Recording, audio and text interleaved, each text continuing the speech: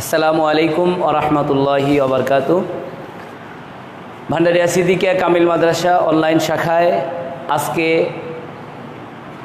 অষ্টম শ্রেণীর ইংরেজি ক্লাসে যে সমস্ত শিক্ষার্থী বন্ধুরা যোগদান করেছো তাদেরকে স্বাগতম। তোমাদেরকে আজকের ক্লাসে অংশগ্রহণ করার জন্য তোমাদেরকে অসংখ্য ধন্যবাদ।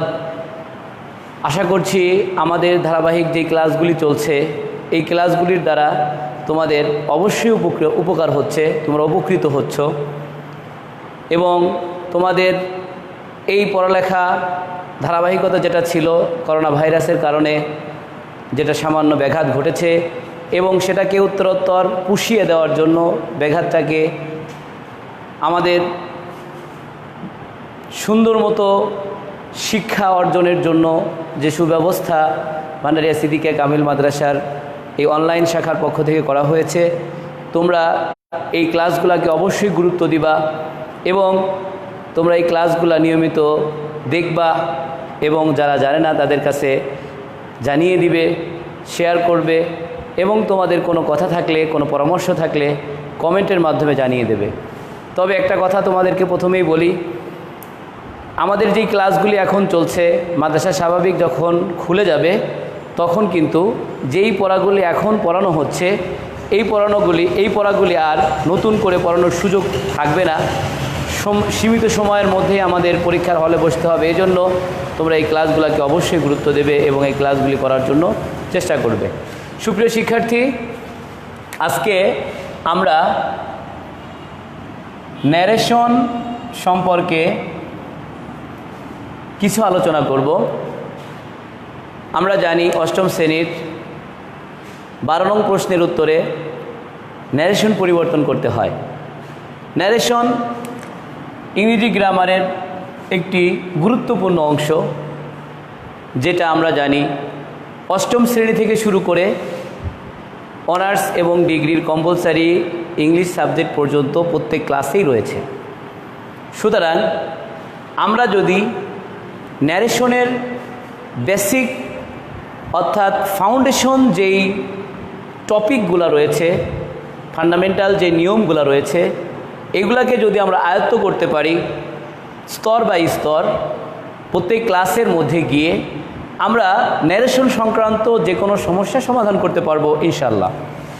সুপ্রিয় শিক্ষার্থী, আসো আগে আমরা জেনে নিই ন্যারেশন শব্দের অর্থ কী। ন্যারেশন শব্দের অর্থ হলো উক্তি, আবার এর একটা কাছাকাছি অর্থ রয়েছে স্পিচ, এর অর্থ হলো বক্তব্য।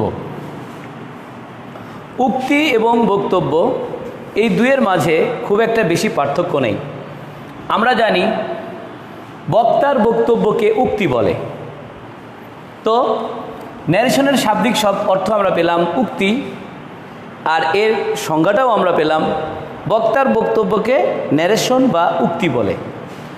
তাহলে আমরা এখানে লক্ষ্য করছি যে ন্যারেশন হওয়ার জন্য দুইটা জিনিস অবশ্যই দরকার। এক হলো বক্তা, আর একটা হলো বক্তব্য। বক্তা বক্তব্য অর্থাৎ স্পিকার, ইংরেজিতে বক্তার ইংলিশ হলো স্পিকার আর বক্তব্যের ইংলিশ হলো স্পিচ। তাহলে একটা ন্যারেশন হওয়ার জন্য দুইটি বিষয় অনিবার্য, খুবই দরকার।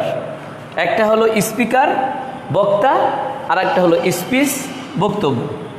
সুপ্রিয় শিক্ষার্থী, আমরা কোন সেন্টেন্সগুলা ন্যারেশনের আওতাভুক্ত, ন্যারেশনের অন্তর্ভুক্ত, সেটা আমাদেরকে নির্ণয় করতে হবে। আমরা যে কোনো সেন্টেন্স ব্যবহার করি, I like to read the holy কোরআন,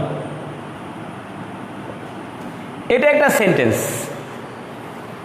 কিন্তু আমরা এই সেন্টেন্সটাকে স্বাভাবিকভাবে যখন ব্যবহার করব আমরা কিন্তু এটাকে ন্যারেশন বলতে পারবো না। কেন? এই সেন্টেন্সের মধ্যে আমরা কোনো বক্তাকে দেখছি না, এনিওয়ান, এনি পারসন, সে বলল I like to read the holy Quran, আমি পবিত্র কোরআন পড়ি। এই সেন্টেন্সটাকেই লক্ষ্য করো, হি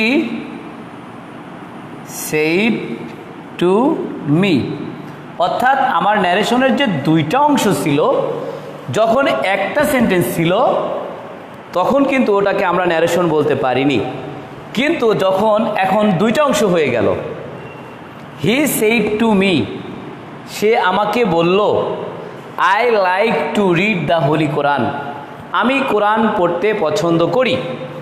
তাহলে এখানে আমরা দেখছি দুইটি অংশ হয়েছে, একটি হলো স্পিকার আর একটি হলো স্পিচ। স্পিকার এবং স্পিচ, ন্যারেশন এর সংজ্ঞায় আমি এখনও আছি। ন্যারেশন কাকে বলে? বক্তার বক্তব্যকে ন্যারেশন বলে। ন্যারেশন ঢালাওভাবে প্রত্যেকটা সেন্টেন্সকেই আমরা ন্যারেশনের আওতায় আনতে পারি না। ন্যারেশনের আওতায় আনতে হলে আমাদেরকে দুইটি বিষয় লক্ষ্য করতে হবে, যে একটি অংশ থাকবে যেখানে কোনো বক্তা কোনো কথা বলবে আর যা বলবে, তাহলে দুইটা পার্ট, স্পিকার, স্পিচ, অর্থাৎ বক্তা এবং বক্তব্য। লক্ষ্য করো, he said to me I like to read the holy Quran. এই মি আমাকে, এই হি বলছে, কি বলছে? এই কথাটা বলছে, I like to the holy Quran. সুপ্রিয় শিক্ষার্থী, যখন এই সে আমাকে বলল, এই কথাটা সে এখানে সরাসরি আমার কাছে বলছে, যেটা এটা ডাইরেক্ট, বক্তা শ্রোতার কাছে ডাইরেক্ট বলল আমি কোরআন পড়তে পছন্দ করি। এই কথাটা এই ব্যক্তি যখন অন্য কারো কাছে বলবে, তাহলে কি হবে? তাহলে এখানে কথাটা এমন হবে, হি টোল্ড মি দ্যাট। যেহেতু এখানে এই লোকটা উপস্থিত নাই, এজন্য এখানে হি লাইক, উপস্থিত যেহেতু নাই, কথাটা যেহেতু আগের, এজন্য এটা অতীতে চলে গেল। He liked to read the holy Quran, to read the holy Quran. সুপ্রিয় শিক্ষার্থী, আমরা দেখছি এখানে বক্তা শ্রোতার কাছে যেই কথাটা বলেছে এবং যেই কথাটা বলেছে সেটা সরাসরি বলেছে, সে নিজে স্বয়ং পছন্দ করে এই কথাটা বলেছে, কিন্তু এইখানে বক্তার কথাটা শ্রোতা ব্যক্ত করেছে, সরাসরি বক্তা এখানে কথাটা বলেনি। স্পষ্ট আমরা বুঝতে পারতেছি যে ন্যারেশনটা দুই প্রকারের মধ্যে অন্তর্ভুক্ত, ডাইরেক্ট স্পিচ, ইনডাইরেক্ট স্পিচ, বা বলতে পারি ডাইরেক্ট ন্যারেশন, ইনডাইরেক্ট ন্যারেশন। তাহলে আমরা ন্যারেশনের সংজ্ঞা পেলাম, বক্তার বক্তব্যকে স্পিচ বা ন্যারেশন বলে। বক্তা সরাসরি যখন কোনো কথা বলে তাকে ডাইরেক্ট স্পিচ বা ডাইরেক্ট ন্যারেশন বলে, আর বক্তার কথাটা যখন অন্য কেউ ব্যক্ত করে তখন তাকে ইনডাইরেক্ট স্পিচ বা ইনডাইরেক্ট ন্যারেশন বলে। তাহলে আমরা পেলাম ন্যারেশন দুই প্রকার, ডাইরেক্ট স্পিচ, দুই ইনডাইরেক্ট স্পিচ। ডাইরেক্ট স্পিচ এবং ইনডাইরেক্ট স্পিচ, ডাইরেক্ট স্পিচের কিছু বৈশিষ্ট্য তো থাকবেই এবং ইনডাইরেক্ট স্পিচেরও কিছু বৈশিষ্ট্য থাকবে। সুপ্রিয় শিক্ষার্থী, আমাদের জেনে নেওয়া দরকার, আমরা যদি ডাইরেক্ট স্পিচকে শনাক্ত করতেই না পারি তাহলে আমাদের পরীক্ষায় ডাইরেক্ট থেকে ইনডাইরেক্ট প্রশ্ন আসলে আমরা তো সেটা বুঝবই না। আমাদের কিছু বেসিক কিছু নলেজ যদি আমাদের না থাকে তাহলে কিন্তু আমরা কোনোভাবেই টুকিটাকি গ্রামারের টুকিটাকি রুলস মুখস্থ করে আমরা কিছুই করতে পারবো না। সুপ্রিয় শিক্ষার্থী, তাহলে স্পিচ দুই প্রকার, direct speech, indirect speech. Direct speech বক্তা সরাসরি কথা বলে, আর ইনডাইরেক্ট স্পিচ বক্তার কথা অন্য কেউ ব্যক্ত করে। তাহলে আমরা ডাইরেক্ট স্পিচের কিছু বৈশিষ্ট্য আছে, যেই বৈশিষ্ট্যগুলা ইনডাইরেক্ট স্পিচের মধ্যে থাকবে না। 1 নাম্বার, বক্তার কথা সরাসরি ব্যক্ত হওয়া, এটা হলো ডাইরেক্ট স্পিচের 1 নাম্বার বৈশিষ্ট্য, ডাইরেক্ট স্পিচ এর বৈশিষ্ট্য। 2 নাম্বার, বক্তার অংশের পরে একটি কমা হবে, বক্তার অংশের পরে একটি কমা হবে। 3 নাম্বার, বক্তার বক্তব্যটুকু ইনভার্টেড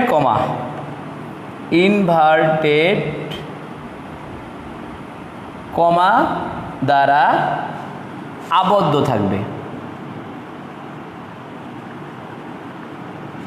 সুপ্রিয় শিক্ষার্থী, যখন আমরা কোনো স্পিচের মধ্যে, কোনো অংশের মধ্যে এই তিনটা বৈশিষ্ট্য পাবো, তখন আমরা সেটাকে ডাইরেক্ট স্পিচ বলতে পারবো। লক্ষ্য করো, হি said to me I am a student. I am a student. আমার 3টা জিনিস রয়েছে কিনা একটু লক্ষ্য করি। প্রথমে, বক্তার বক্তব্য সরাসরি ব্যক্ত হয়েছে। 2 নাম্বার, এটা হলো স্পিকার, বক্তার অংশ অর্থাৎ বক্তা যেই ভার্বটা, যেই ওয়ার্ডটাকে কেন্দ্র করে বা যাকে বেস করে সে কথাটা বলেছে, সেটা হলো বক্তার অংশ।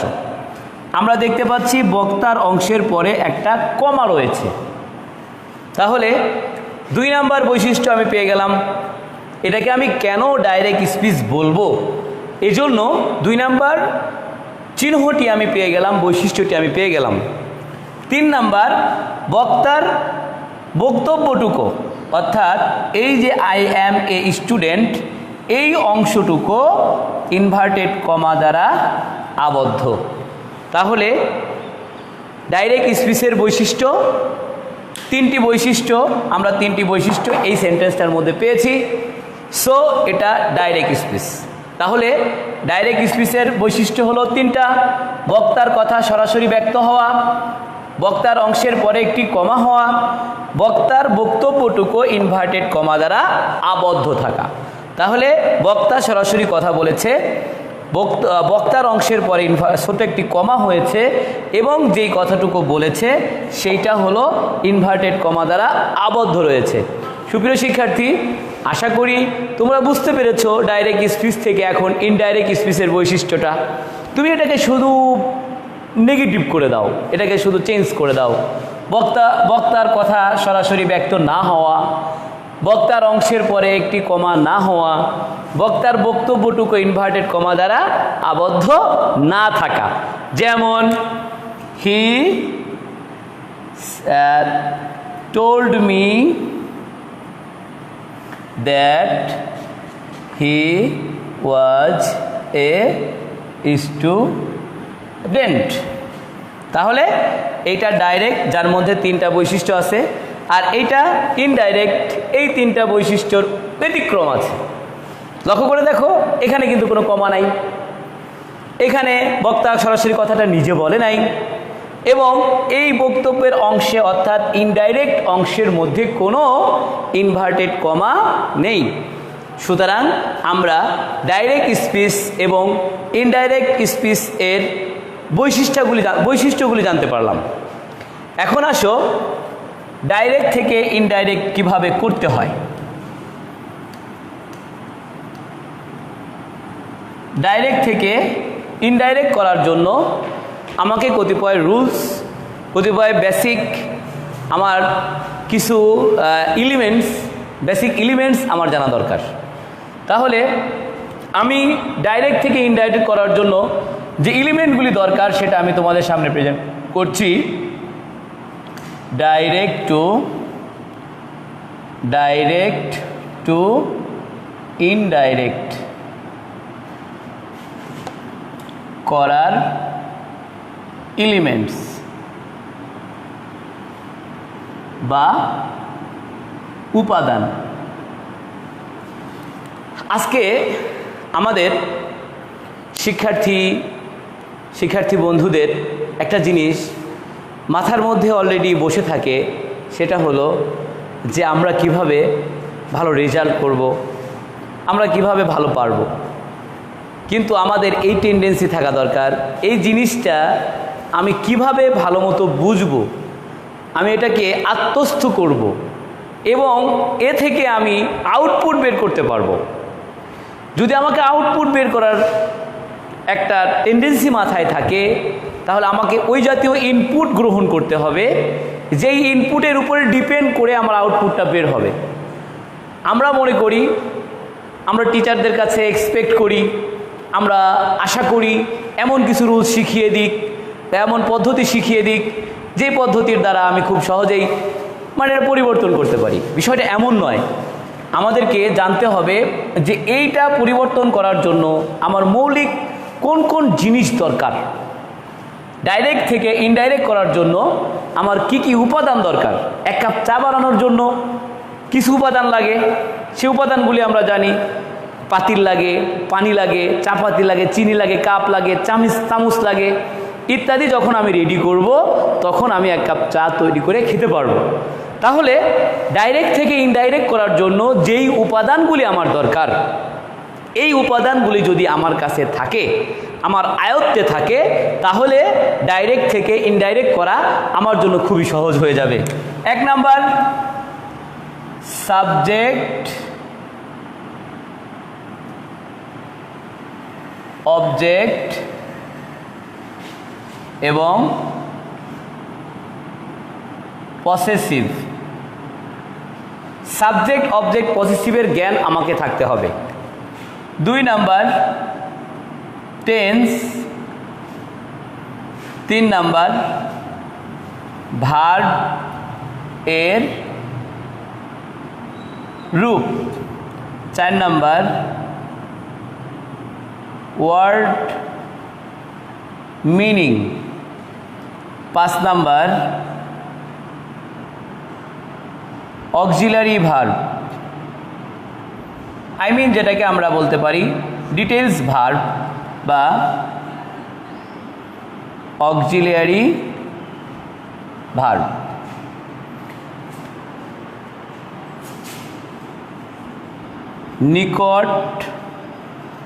নিকটবর্তী ও দূরবর্তী ওয়ার্ড। নিকটবর্তী, দূরবর্তী ওয়ার্ড, আমাকে এই 6টা বিষয়ে আমার জ্ঞান থাকতে হবে। কোনটা সাবজেক্টিভ, কোনটা অবজেক্টিভ, কোনটা পসেসিভ। আমি যদি ডাইরেক্ট থেকে ইনডাইরেক্ট করি তাহলে আমার এই জ্ঞানগুলি অবশ্যই থাকতে হবে। কোনটা সাবজেক্টিভ, কোনটা অবজেক্টিভ, কোনটা পসেসিভ। তারপরে টেন্স সম্পর্কে এবং একটি টেন্স থেকে আরেক টেন্সের রূপান্তর সম্পর্কে আমাকে পরিষ্কার একটা ধারণা থাকতে হবে। ভার্বের রূপ আমরা জানি, ভার্বের 3টি রূপ, present form, past form, past participle form. ভার্বের রূপগুলি সম্পর্কে আমাকে জানতে হবে এবং ওয়ার্ড মিনিং, যেটা অবশ্যই খুব দরকার। আমরা জানি ওয়ার্ড মিনিং ছাড়া একটা সেন্টেন্সে ওই সেন্টেন্স সম্পর্কে কিছু বোঝা বলা কোনো কিছুই সম্ভব নয়। ওয়ার্ড মিনিং জানতে হবে। অক্সিলারি ভার্ব, ভার্বের একটা অংশ।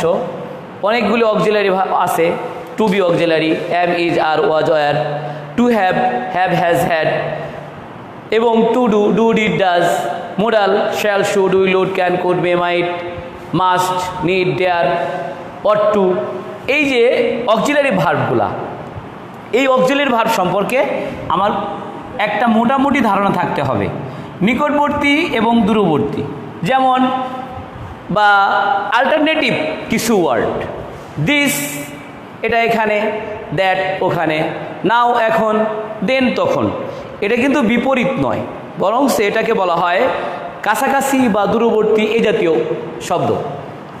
এই বিষয়গুলা সম্পর্কে যদি আমার মোটামুটি ধারণা থাকে, তাহলে ডাইরেক্ট থেকে ইনডাইরেক্ট করা আমার জন্য খুবই সহজ হবে।